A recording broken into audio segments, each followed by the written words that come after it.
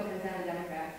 And I think a lot of people feel that way, but we also don't have much of a choice. You just listed our other choices, so we do have another choice or other choices. However, because of the way our voting system is set up, we have what we call insincere voting.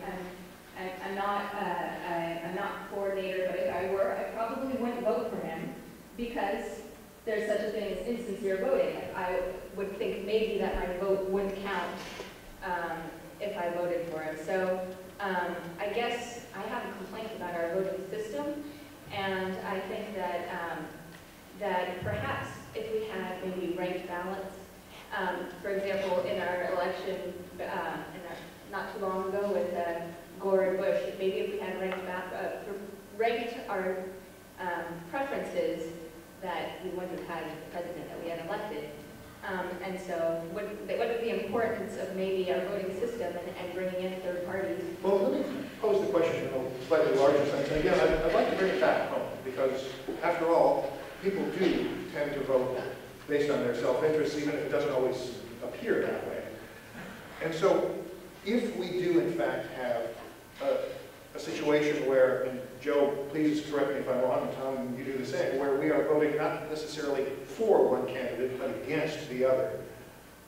What do we all do, short of running for office ourselves, to help change that? What can we do besides be frustrated, complain, grumble, eat like this, talk about it? What else is there? Well, the obvious, typical answer is we exercise those judgments at the ballot box. I have the same problems that Sasha had with a lot of, and maybe I'm the maverick when it comes to this, but I have often wondered, why do we vote on a Tuesday?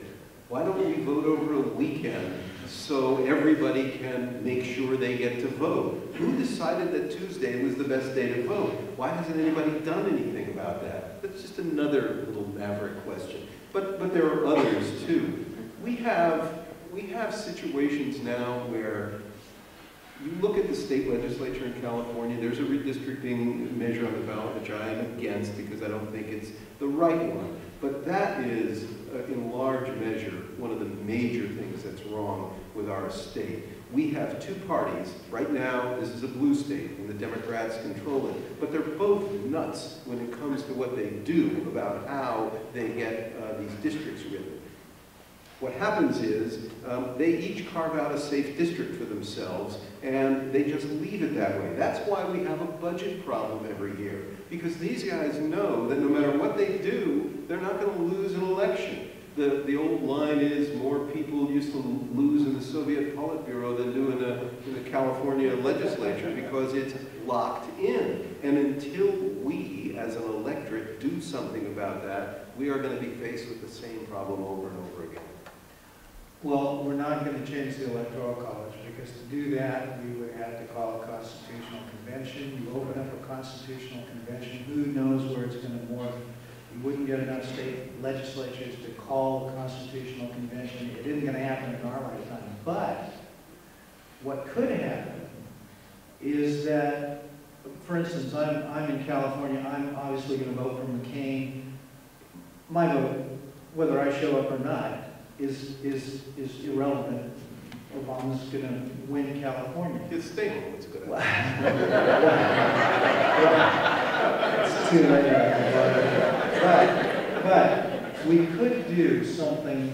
There is no restriction on awarding electors on a percentage basis, and that would at least make my vote more valuable. I would at least have an interest. And I would be interested, it would be interesting to find how this election would look if we were looking at it on a state-by-state percentage award of electoral college electors. I think that might help. We're going to take a break, and this is a different